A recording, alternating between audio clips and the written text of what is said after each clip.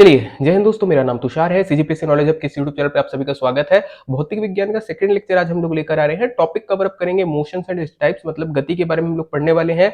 गति क्या होती है, कितने प्रकार की होती है, न्यूटन ने गति के क्या नियम दिए थे, गति के समीकरण क्या होते हैं, प्रक्षेप्य गति क्या होती है, ये सारी चीजों को हम लोग कवर अप करने वाले हैं। ये वीडियो जो है सब इंस्पेक्टर मेंस एग्जाम के लिए इंपॉर्टेंट रहेगी। इसके अलावा यदि आप कोई भी एग्जाम देते हैं, सीजीपीएससी प्रीलिमिनरी की बात कर लीजिए, व्यापम का कोई एग्जाम जिसमें आपका जनरल साइंस लिखा हुआ है सिलेबस में, सामान्य ज्ञान में भी कई बार आ जाता है, बट अगर जनरल साइंस लिख दिया तो टॉपिक आपके लिए बहुत ज्यादा इंपॉर्टेंट होगा।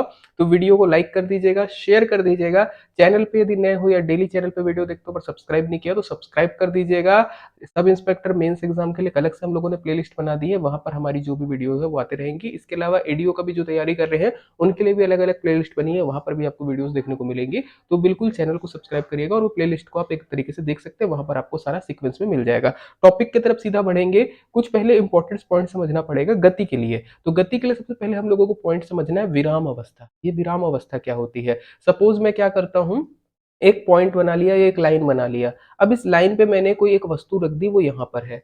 अगर वो वस्तु अपने स्थान पर पड़े रहती है, समय के अनुसार अपनी स्थिति परिवर्तन नहीं करती, तो उसको मैं क्या बोलूंगा? विराम अवस्था में। मान लीजिए ये वस्तु अभी यहाँ पर है, ये खिसकती नहीं है, ना तो ये यहाँ जा रही, ना तो ये यहाँ जा रही है, यहीं पे पड़ी हुई है। वो कोई भी वस्तु हो सकती है, मान लो आप ही खड़े हो या किसी व्यक्ति की मूर्ति है या कुछ भी चीज है, वो अपनी स्थिति पे है।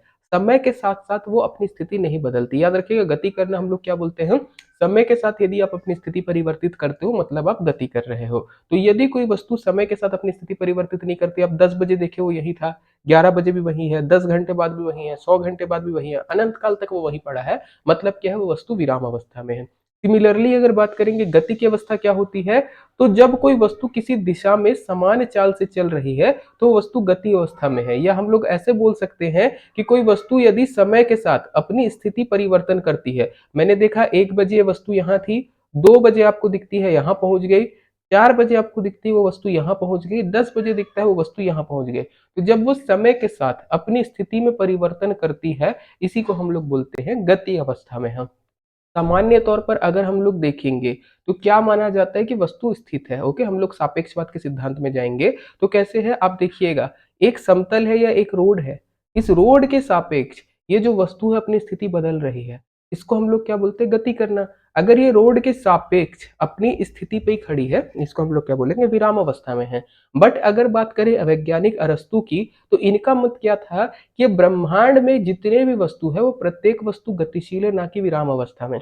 थोड़ा सा खतरनाक कॉन्सेप्ट है, फिर भी हल्की भाषा में समझा देते हैं।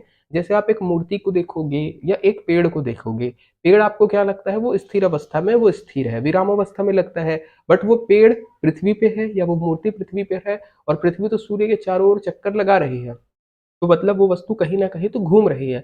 हम सब भले ही बैठे हैं बट अभी भी हम लोग गति अवस्था में पृथ्वी के साथ साथ गति कर रहे हैं। तो अरस्तु ने बताया कि ब्रह्मांड में कोई भी वस्तु स्थिर नहीं है, प्रत्येक वस्तु गतिशील है। अब हम लोगों को ये सारी चीजें गतिशील क्यों नहीं दिखती? क्योंकि जिस स्पीड से पृथ्वी घूम रही है उसी स्पीड से वो पेड़ चल रहा है और उसी स्पीड से हम लोग चल रहे हैं। तो एक वस्तु के सापेक्ष दूसरी वस्तु यदि समय अनुसार अपनी स्थिति परिवर्तित करती है तो उसको हम लोग क्या बोलते हैं? एक वस्तु के सापेक्ष दूसरे वस्तु की गति। एकदम छोटा सा बेसिक कॉन्सेप्ट है, ध्यान रखिएगा, इजी बनेगा। चलिए आगे बढ़ते हैं। गति के प्रकार की यदि बात करेंगे, जनरली हम लोगों को दो टाइप का देखने को मिल जाएगा। एक होगा एक समान गति और दूसरी होगी असमान गति, मतलब यूनिफॉर्म मोशन और non uniform motion. Uniform motion की बात करते हैं, एक समान गति की बात करते हैं, तो जब कोई गतिशील वस्तु निश्चित समय अंतराल में समान दूरी तय करती है तो उसको एक समान गति कहते हैं। मतलब क्या है? देखिए, कोई वस्तु थी, 1 मिनट में आपका 2 किलोमीटर गई, फिर उसके बाद 2 मिनट में अगर देखोगे तो 4 किलोमीटर गई, 3 मिनट में 6 किलोमीटर गई। तो ये क्या है? एक समान गति कर रही है। अगर मैं एक ग्राफ बनाता हूं जिसमें मैं यहाँ पर दिखाता हूं आपका मान लीजिए समय, और यहाँ पर मैं दिखाता हूं दूरी। अगर मैं दूरी और समय का ग्राफ खींचता हूं, मैंने जैसे बोला 1 मिनट में वो 2 किलोमीटर गई, तो यहाँ पे कहीं पॉइंट आया। उसके बाद 2 मिनट में वो 4 किलोमीटर गई, 3 मिनट में 6 किलोमीटर गई। तो आपको जब ये ग्राफ मिलेगा, ये एक रेखा में मिलेगा। तो समान गति की यदि बात करेंगे तो दूरी और समय का ग्राफ हमेशा आपको एक सीधी रेखा देखने को मिलने वाला है। ध्यान रखिएगा, मतलब बराबर स्पीड से चलोगे तो समान टाइम डिफरेंस में आप समान दूरी तय करोगे। इसके अलावा यदि असमान गति की बात करते हैं तो नॉन यूनिफॉर्म मोशन, जब कोई वस्तु जो है अलग अलग समय अंतराल में अलग अलग गति पकड़े। मतलब मान लीजिए पहले मिनट आप 2 किलोमीटर गए, उसके बाद अगले 1 मिनट में आप 5 किलोमीटर गए, फिर आप तीसरे मिनट में 8 किलोमीटर गए। तब यदि मैं चाल और समय समय और दूरी का अगर ग्राफ बनाऊंगा तो वो आपको एक सीधी लाइन ना मिलकर एक ऐसा कर्व पाथ मिलेगा। तो ये ध्यान रखिएगा, समय दूरी का अगर कई बार ग्राफ पूछ दिया, मान के चलिए बहुत ज्यादा कठिन क्वेश्चन किया, आपको बोलेगा समय और दूरी बताइए किसमें चाल जो है एक बराबर है।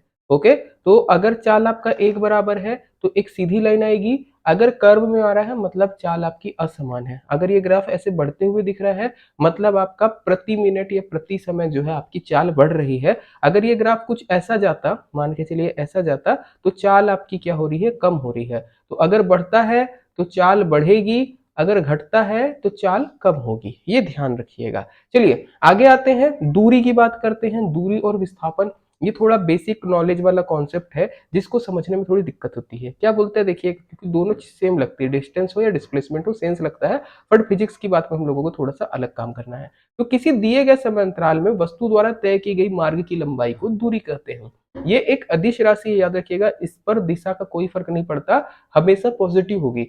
विस्थापन क्या बोलता है, दो बिंदुओं के बीच की लंबवत दूरी या सबसे छोटी दूरी, उसको आप क्या बोलेंगे, विस्थापन बोलेंगे। तो दो बिंदुओं के बीच की लंबवत दूरी आपकी क्या होती है, विस्थापन होती है। ये एक सदिश राशि है। जबकि अगर बात करेंगे दिए गए समय अंतराल में वस्तु द्वारा मार्ग की लंबाई, तो वो दूरी कहलाता है। एग्जाम्पल समझिएगा, जैसे आपको जस्ट मेरे पीछे 3 बिंदु दिख रहे होंगे, ए बी और सी। ए से बी, बी से सी दिया है, ए से बी 8 मीटर, बी से सी 6 मीटर। एक व्यक्ति है, ये मान के चलिए आपकी बॉडी है, वो कैसे जाता है ए से सी तक, बी से घूम के जाता है। तब यदि मैं बात करूं कि भैया उसने कुल दूरी कितनी तय की है, तो ए से बी तक जाने में 8 मीटर लिया, बी से सी तक जाने में 6 मीटर लिया, तो 8 6 कितना हो जाएगा, 14 मीटर की दूरी हो जाएगी उसकी, उसने दूरी तय की। बट यदि बात करें विस्थापन कितना है, तो जो दोनों के बीच का शॉर्टेस्ट पाथ होगा वो कहलाएगा ए से सी, ये आपका विस्थापन होगा, भले वो मार्ग कोई भी यूज करे। तो विस्थापन आपका क्या हो जाएगा, √8 का स्क्वायर और 6 का स्क्वायर आपको मिलेगा 10। 10 मीटर जो है आपका विस्थापन मिलेगा। यहां से 2 3 पॉइंट समझिएगा। पहला क्या, हमेशा दूरी जो है वो विस्थापन से बड़ी होगी या बराबर होगी। कभी भी कंडीशन में विस्थापन जो है दूरी से ज्यादा नहीं हो सकता। विस्थापन या तो दूरी के बराबर होगा या तो दूरी से कम ही होगा, ये ध्यान रखिएगा। दूरी विस्थापन से ज्यादा होगी हमेशा, ये विस्थापन के बराबर होगी। अगर वो ये वाला मार्ग पकड़ता, एकदम सीधा सीधा जाता, तो ए से सी हम लोग क्या बोलते, जितना दूरी है उतना ही विस्थापन है। इसीलिए कई बार आप लोगों ने सुना होगा कि सीधी रेखा में यात्रा करने में सबसे कम समय लगेगा, सबसे कम दूरी तय करोगे। अगर आप घूम फिर के जाते हो तो लंबा पड़ता है। लंबा पड़ता है क्यों, क्योंकि उस समय हम लोग दूरी कैलकुलेट करते हैं। क्लियर रहेगा ये चीज। साइंस में विस्थापन का बहुत काम आता है, क्योंकि जब हम लोग वर्क डन निकालते हैं, कार्य निकालते हैं, तो क्या बोलते हैं, बल इनटू बल की दिशा में हुआ विस्थापन, तब वहां पे हम लोग डी दिखाते हैं, डी फॉर डिस्प्लेसमेंट, और वही लेते हैं। तो विस्थापन ही आपको लेना है। विस्थापन कैसी है, एक सदिश राशि है, ये दिशा के अनुसार बदलता है। जैसे मुझको विस्थापन बोलना है तो मैं कैसे बोलूंगा, ए से सी की तरफ विस्थापन कितना हुआ है, जबकि ए से सी की तरफ दूरी की यदि बात करेंगे आपका सीधा सीधा जुड़ जाएगा। चलिए आगे चलते हैं।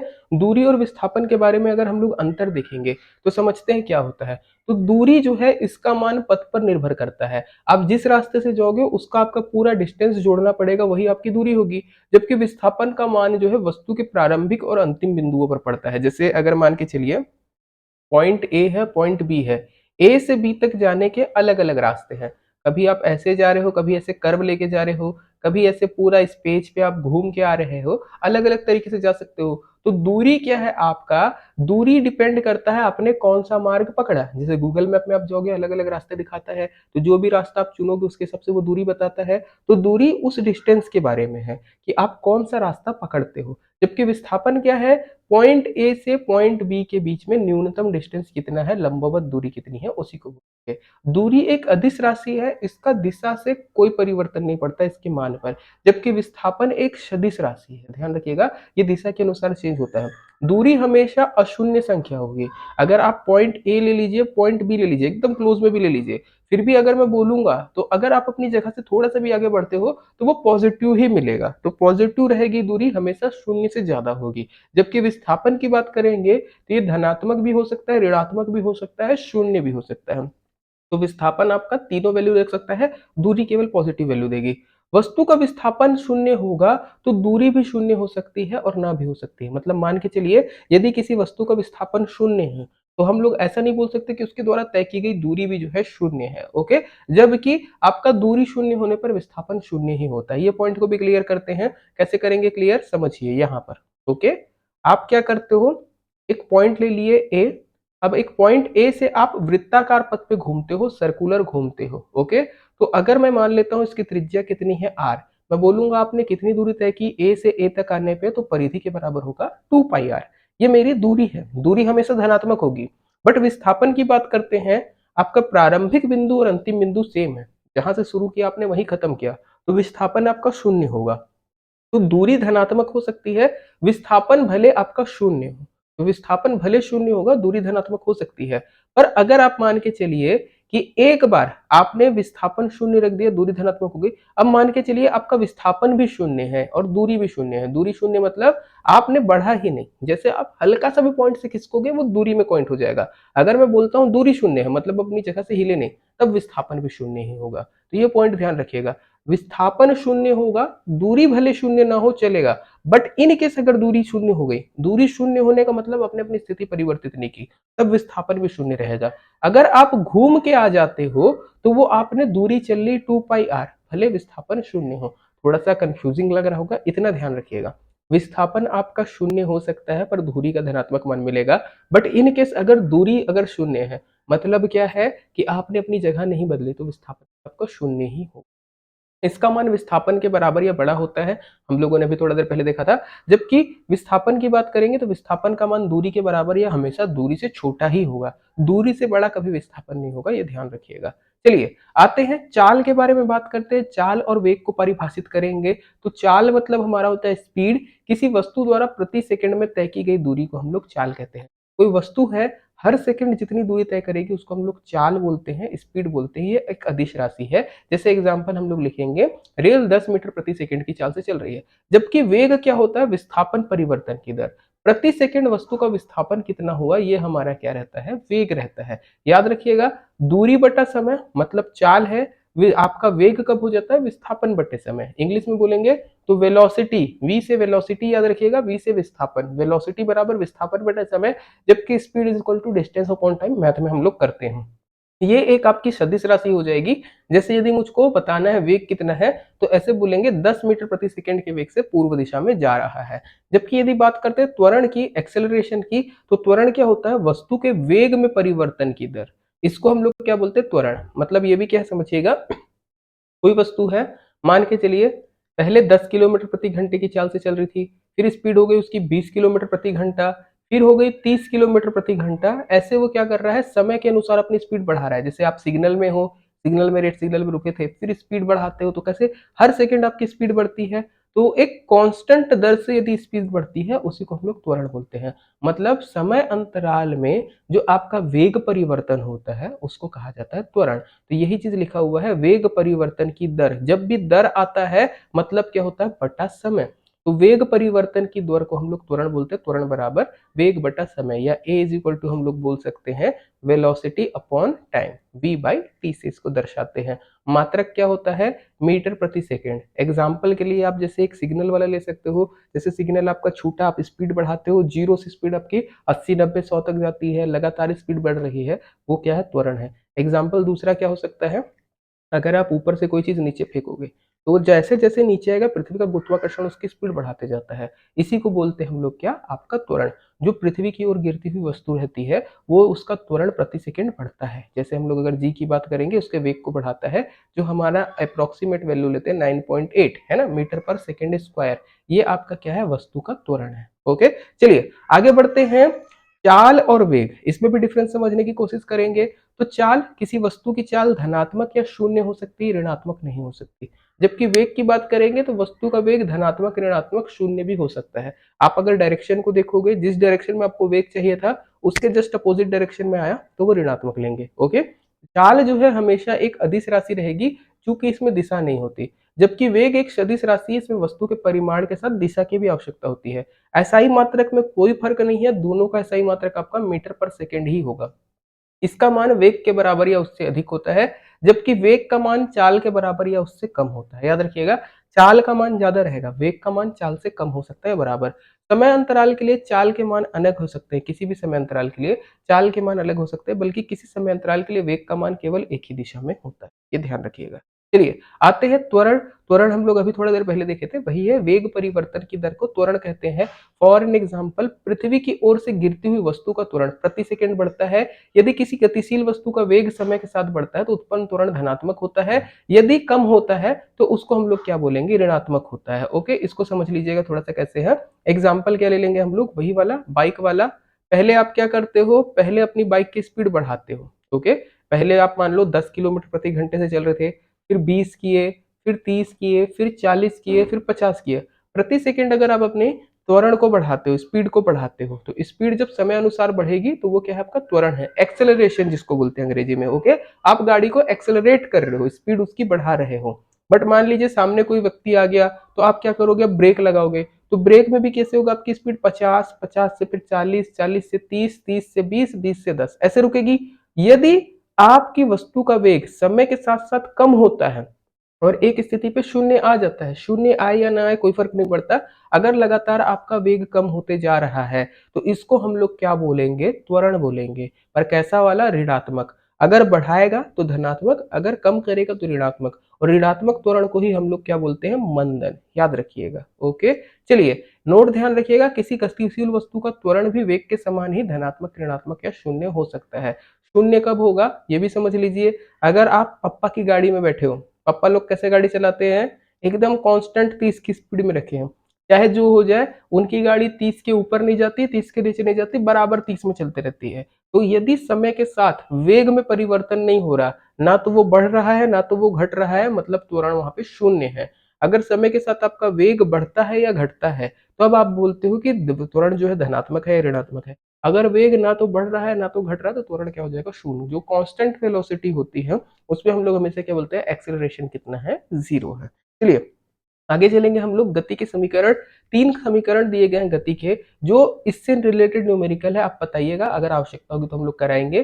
3 समीकरण होते हैं, पहला है v बराबर u प्लस ए टी, दूसरा है s बराबर U T plus half A T square, और v स्क्वायर बराबर U square plus 2as।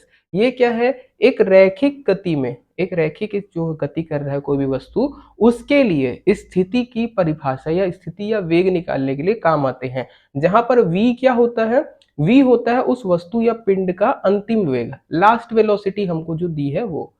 u क्या होता है, u होता है प्रारंभिक वेग, इनिशियल वेलोसिटी उसकी कितनी है। a क्या है, आपका त्वरण है, अगर वस्तु की स्पीड बढ़ रही है तो धनात्मक लेंगे, अगर कम हो रही है तो ऋणात्मक लेंगे। t क्या होता है, आपका समय होता है। और s क्या होता है, s होता है वस्तु द्वारा तय की गई दूरी दिए गए समय अंतराल में। आपको ये 4 वैल्यू है, देखिएगा v है, u है, a है, t है, इसके अलावा s। इनमें से कोई 3 वैल्यू या कोई 4 वैल्यू आपको देगा, बोलेगा बेटा एक वैल्यू बताओ, तो वो वाले न्यूमेरिकल कभी कभी एग्जाम में पूछे जाते हैं, बताइएगा, अगर आवश्यकता होगी तो हम लोग करेंगे। अदरवाइज ये समीकरण याद रखिएगा, v बराबर u plus A T, S बराबर U T plus half A T square, और वी स्क्वायर बराबर यू स्क्वायर प्लस 2as। चलिए आगे चलते हैं, जो इंपॉर्टेंट टॉपिक है उसके तरफ बढ़ेंगे, न्यूटन की गति के नियम। अगर न्यूटन की गति के नियम के बारे में बात करेंगे, इसी से पूरा फिजिक्स जो है डिपेंड करता है, कई बार आप लोग देखे होंगे। चलिए बात की जाए सीधा सीधा, तो गुरुत्वाकर्षण के पिता बोला जाता है न्यूटन को। 1687 अपनी पुस्तक प्रिंसिपिया में गति के पहले समीकरण को या पहले नियम को प्रतिपादित किया था। नियम बोलिएगा, बुक का नाम क्या था, प्रिंसिपिया।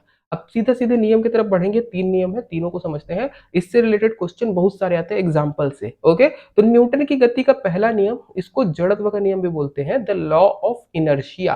अंग्रेजी में क्या बोलेंगे, लॉ ऑफ इनर्शिया। क्या कहता है ये नियम, यदि कोई वस्तु स्थिर है तो वो स्थिर ही रहेगी, यदि कोई वस्तु गतिशील है तो वह गतिशील ही रहेगी, जब तक उस पर कोई बाह्य बल नहीं लगाया जाता। मतलब कोई वस्तु स्थिर है, कोई वस्तु रुकी हुई है, बैठी हुई है, तो वो बैठे रहना चाहेगी, शांत अपनी अवस्था में रहना चाहेगी, स्थिर।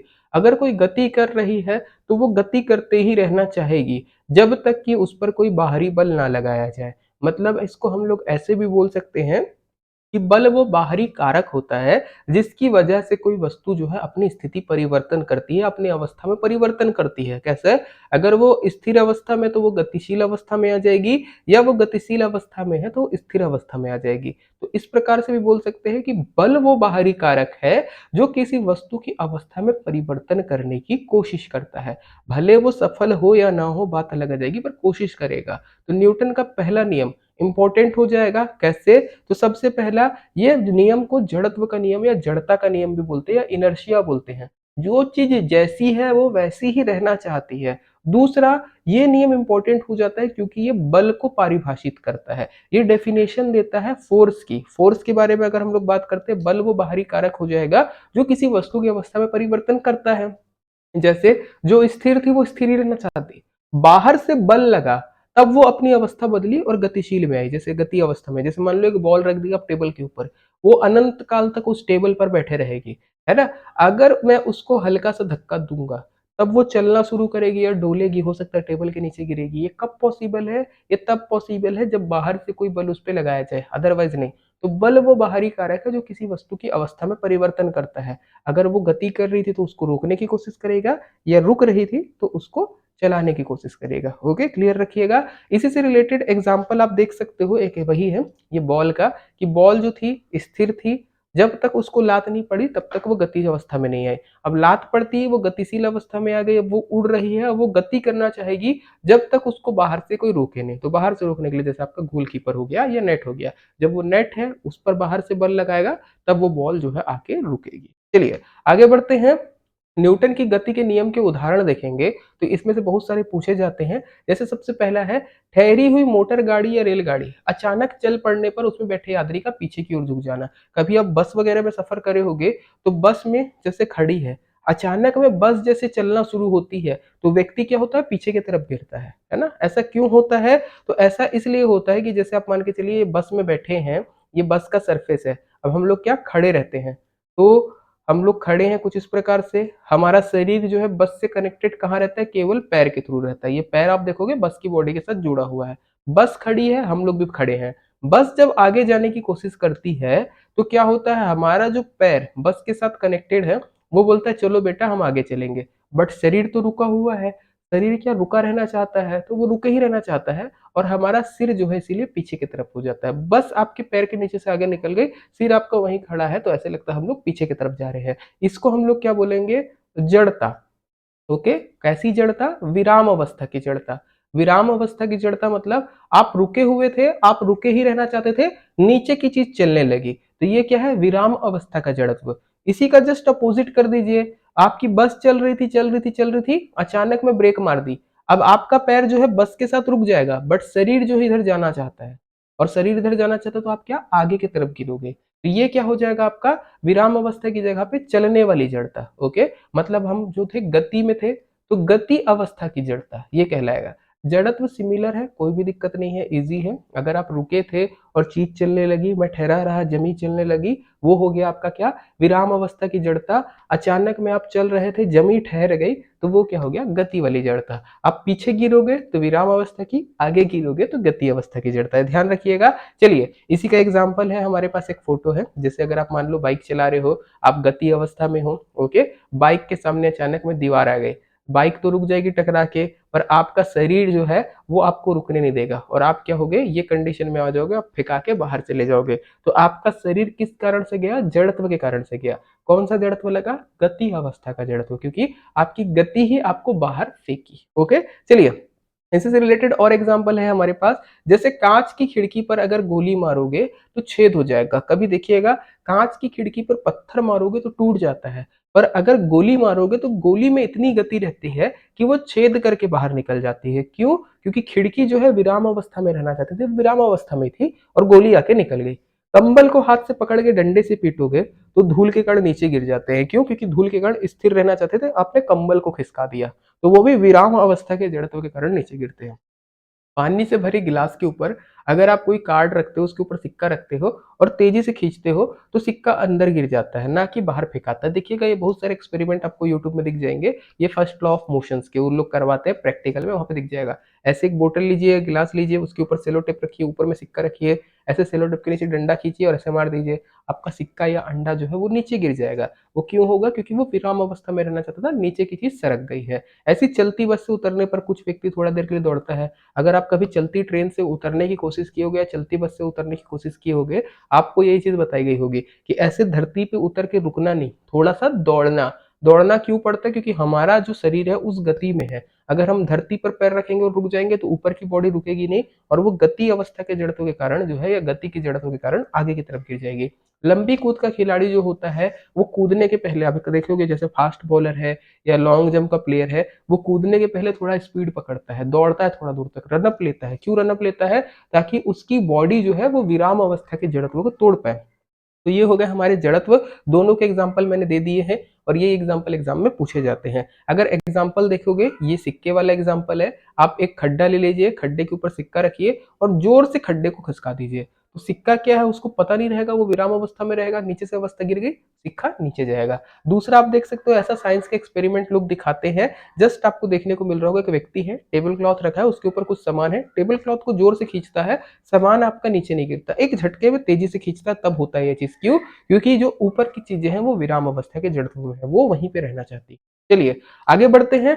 न्यूटन की गति का दूसरा नियम, इसको संवेग का नियम भी बोलते हैं। संवेग का नियम क्या बोलता है? तो किसी वस्तु में संवेग परिवर्तन की दर उस पर आरोपित बल के समानुपाती होती है तथा संवेग परिवर्तन बल की दिशा में होता है। संवेग परिवर्तन की दर बल की दिशा में होगी, और कितनी होगी? तो बल जितना लगाया जाएगा उसके अनुपात में ही बढ़ेगी या कम होगी। ये बल का सूत्र देता है। बल की परिभाषा न्यूटन की गति का पहला नियम देता है। दूसरा नियम बल का सूत्र देता है F is equal to m a. इसके एग्जाम्पल पूछे जाते हैं, वही ध्यान दीजिएगा।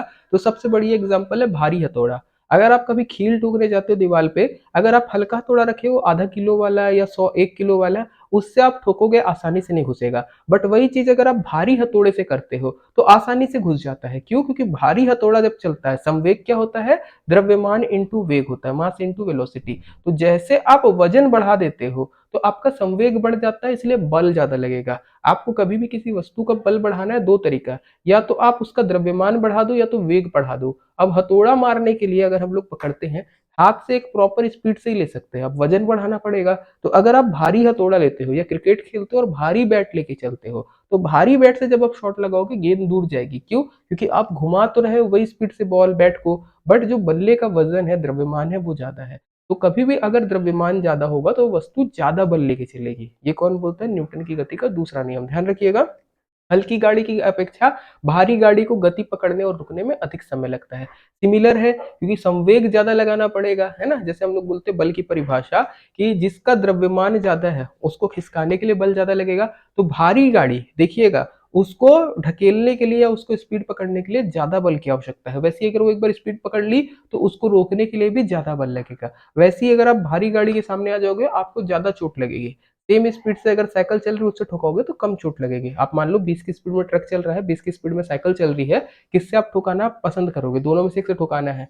ऑब्वियसली ये साइकिल से, क्योंकि साइकिल से बचने की चांस रहेगा। बस से ठोकाओगे तो निपट ही जाओगे, है ना, क्योंकि बस क्या है, भारी है। तो ये एक बेसिक एग्जाम्पल है। इसके अलावा जब क्रिकेट में कोई व्यक्ति कैच लेता है तो आप देखिए हाथ पीछे करता है। हाथ पीछे करने का कारण क्या है? कि वो टाइम ज्यादा देना चाहता है। देखिएगा यहाँ पर बल 3 कारकों से हो रहा है। पहला क्या? द्रव्यमान, दूसरा वेग और तीसरा समय। अगर समय ज्यादा होगा तो बल कम हो जाएगा, है ना, क्योंकि नीचे में है। अगर समय कम रहेगा तो बल ज्यादा हो जाएगा। तो जब कैच पकड़ते हैं तो प्लेयर लोग क्या करते हैं? हाथ को पीछे खींचते हैं, ताकि जो संपर्क का समय है वो ज्यादा हो सके, जिससे जो बॉल है हाथ में कम चोट लगाएगी। तो यदि ऐसा आता है क्वेश्चन कि क्रिकेट में जब कोई प्लेयर है या कोई भी गेंद पकड़ने के लिए प्लेयर अपना हाथ पीछे क्यों करता है या उसको चोट कम क्यों लगती है, क्यों लगती है? न्यूटन की गति का दूसरा नियम बताता है कि समय बढ़ने के कारण बल का जो है मान वो कम हो जाता है। चलिए आगे बढ़ते हैं। इसी से रिलेटेड तीसरा नियम ले लेंगे न्यूटन की गति का। इसको बोला जाता है क्रिया प्रतिक्रिया का नियम। क्रिया प्रतिक्रिया का नियम क्या बोला जाता है न्यूटन के द्वारा? कि प्रत्येक क्रिया जो होती है उसके बराबर परंतु विपरीत दिशा में प्रतिक्रिया होती है। इसी के कारण सारी चीजें जो है बैलेंस में है। मान के चलो अभी मैं बैठा हूं एक चेयर पे, अब मैं चेयर पे बैठा हूं, मेरा शरीर चेयर पे नीचे की तरफ बल लगा रहा होगा, उतना ही बल जो है चेयर मुझ पर लगा रही है। ओके, मैं ऐसे बैठा हूँ, नीचे की तरफ बल लगा रहा हूँ, वैसे ही जहां पर मेरा शरीर है, चेयर भी मुझ पे उतना बराबर बल लगा रही है। ये दोनों बराबर तरीके से लग रहे हैं, इसलिए मैं चेयर पे बैठा हूँ। अगर मान लीजिए किसी वजह से चेयर मुझ पे ज्यादा बल लगाने लगे, मैं 10 किलो का बल लगा रहा हूँ, चेयर 500 किलो का लगा रही है, तो ऊपर की तरफ वाला बल ज्यादा हो जा रहा है, तो क्या होगा, मैं ऊपर की तरफ फेंका जाऊंगा। अगर मैं ज्यादा भारी हूं और चेयर जो है उतना बल नहीं दे पा रही है, तो इसके बाद क्या होगा, मेरा बल मान लो यहाँ पे 50 किलो है, और जो चेयर है वो 10 किलो बल लगा पा रही है, तो ऐसे कंडीशन में क्या होगा, मैं नीचे की तरफ चले जाऊंगा, चेयर टूट जाएगी। कई बार आप लोगों ने सुना होगा कि जो छप्पर वाला एक छत रहते थे, उस पर बहुत ज्यादा लोग बैठ गए हैं, तो छत क्या होती थी, नीचे गिर जाती थी। क्यों? क्योंकि जितना प्रतिक्रिया चाहिए उनको लगाने के लिए उतना नहीं दे पाई। तो जितनी भी चीज आज की डेट में बैलेंस में है, वो न्यूटन की गति के तीसरे नियम से है।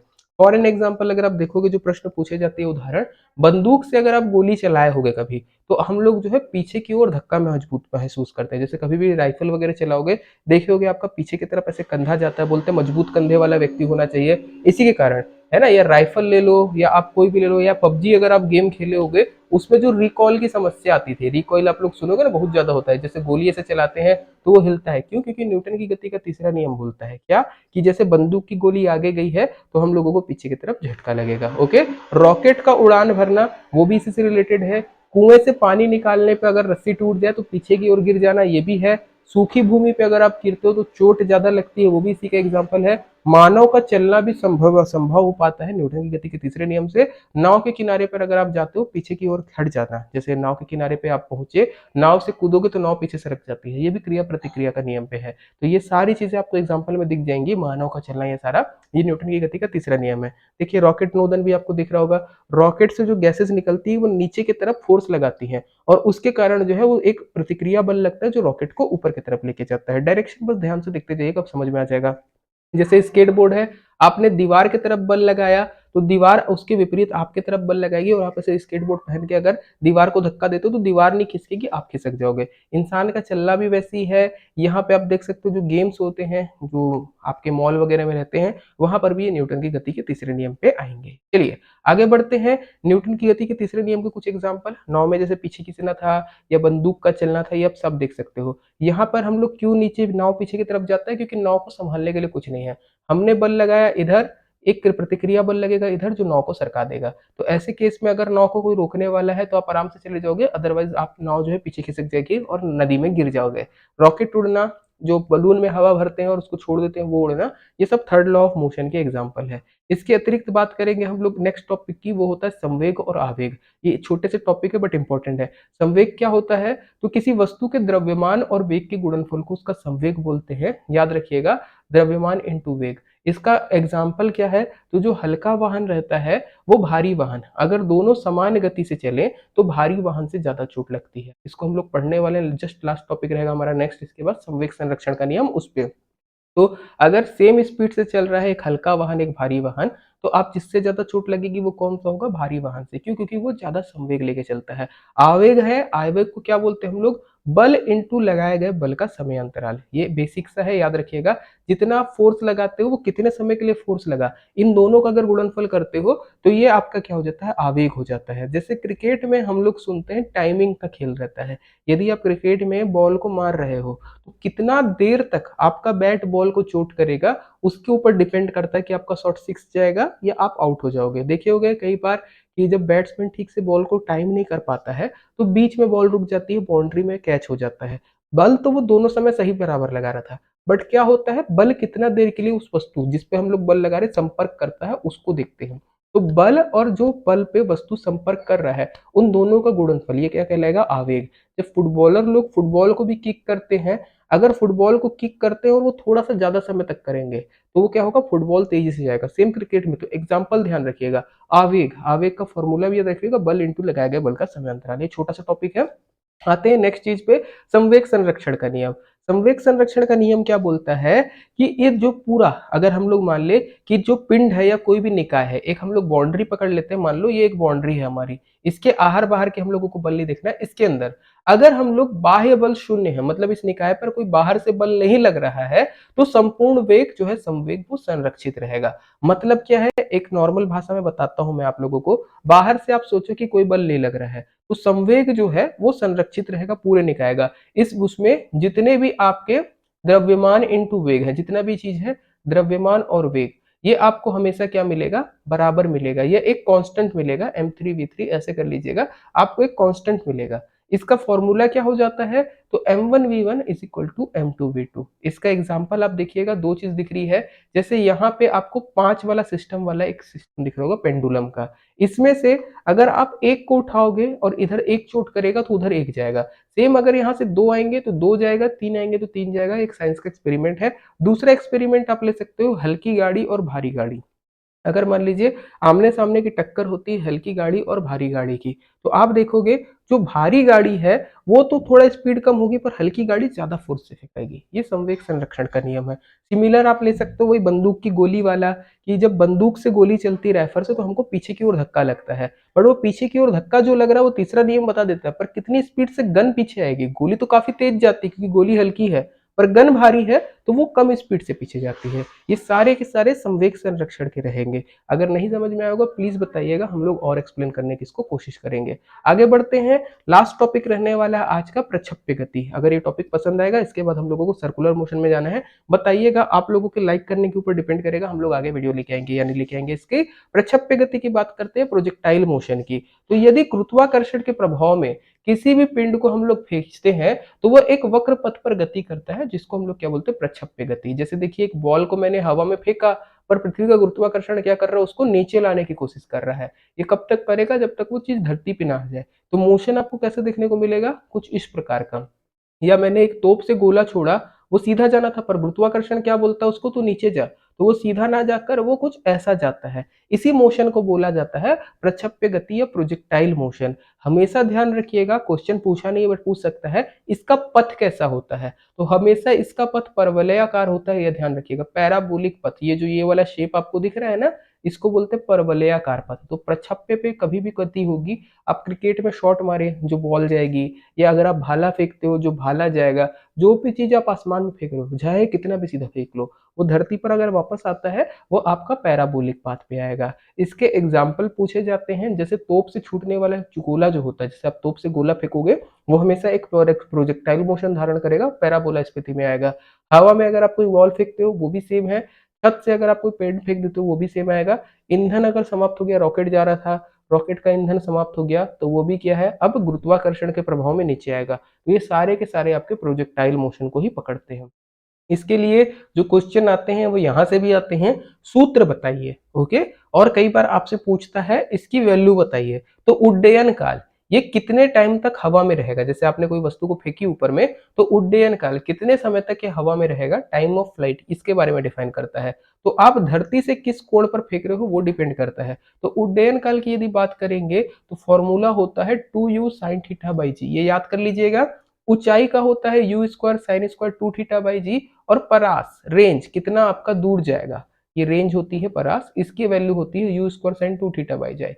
अगर ऊंचाई की बात करेंगे, मैक्सिमम कितनी हाइट अटेंड कर सकता है, उसके लिए U square sine square 2 theta by G. यहाँ पर जो चीज पूछी जाती है उसको समझिएगा।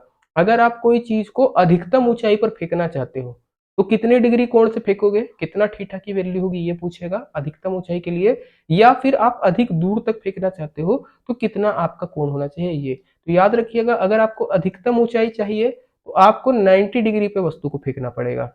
आप जब 90 डिग्री पर किसी वस्तु को फेंकोगे तो वो अधिकतम ऊंचाई धारण करेगी। वैसे अगर अधिकतम रेंज चाहिए, परास एकदम अधिकतम चाहिए, ज्यादा दूर तक वो जाए, तो आपको थीटा की वैल्यू रखनी पड़ेगी 45 डिग्री। ओके, इसको समझेंगे स्पोर्ट्स से। जैसे कोई हाई जंप का प्लेयर होता है जिसको ऊंची कूद करना है, हर्डल पार करना है, तो वो क्या करेगा, कोशिश करेगा कि वो 90 डिग्री से जंप ले, तो वो मैक्सिमम हाइट अचीव कर पाएगा। वैसी जब लंबी कूद होती है जिसको लॉन्ग जंप बोलते हैं, अभी एसआई में मान लीजिए आप लोगों को लॉन्ग जंप हाई जंप दोनों है, तो लॉन्ग जंप जब आपको करना है या भाला फेंकना है ज्यादा दूर तक, तब वहां पर आपको उसको फेंकने की सलाह दी जाएगी 45 डिग्री पे। आप अपने हाथ का एंगल ऐसे बनाइए कि जो भाला छूटे वो 45 डिग्री पे छूटे, तो वो क्या है, मैक्सिमम दूरी अचीव करेगा। ओके, ध्यान रखिएगा इस चीज को। इसी का प्रयोग दिया गया है, देखिएगा वही चीज जो मैं बता रहा था। अगर कोई वस्तु 45 डिग्री के कोण से फेंकी जाएगी तो लंबी दूरी तय करती है, इसलिए लंबी कूद के धावक को हमेशा 45 डिग्री कोण से कूदने की सलाह दी जाती है। जैसे देख सकते हो भाला फेंक हो गया, तवा फेंक हो गया, जितना भी ज्यादा दूर रेंज लेके जाना है उसमें आपको 45 डिग्री से कूदने की सलाह दी जाती है। जबकि अधिक ऊँचाई हम लोग प्राप्त कर सकते हैं 90 डिग्री पर कूदने पर। इसीलिए ऊँची कूद का धावक जो होता है, जिसको ऊँची कूद लेना है या इस तरीके का हर्डल जो होता है बाम्बू वाला आप लोगों ने देखा होगा, तो उसके लिए आपको बोला जाएगा हमेशा 90 डिग्री पे आप उछलो, तब आपका काम बनेगा। तो उम्मीद है ये वीडियो आप लोगों को पसंद आया होगा। अगर पसंद आता है लाइक कर दीजिएगा, शेयर कर दीजिएगा। आप लोग लाइक करके, कमेंट करके ये बताएँगे कि इसका और आगे का टॉपिक चाहिए या नहीं चाहिए, उसके हिसाब से हम लोग वीडियो लेके आने वाले हैं। बाकी जो भी चीज़ें का रहेगा हम लोग हार्ड कॉपी प्रोवाइड करेंगे बाद में, अगर आपको चाहिए रहेगा आप कॉन्टैक्ट कर सकते हैं। इतना रखते हैं आज के लिए, धन्यवाद।